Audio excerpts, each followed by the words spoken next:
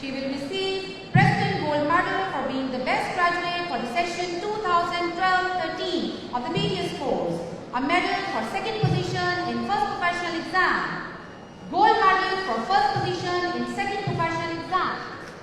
Gold medal for first position in third professional exam.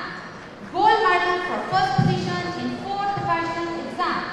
Along with that, she will receive gold medal for highest marks in physiology, gold medal for highest marks in general pathology, gold medal for pharmacology, gold medal for dental materials, gold medal for community dentistry, gold medal for general medicine, gold medal for general surgery, gold medal for oral pathology, gold medal for periodontology, gold medal for oral medicine, gold medal for operative dentistry, gold medal for oral and maxillofacial surgery.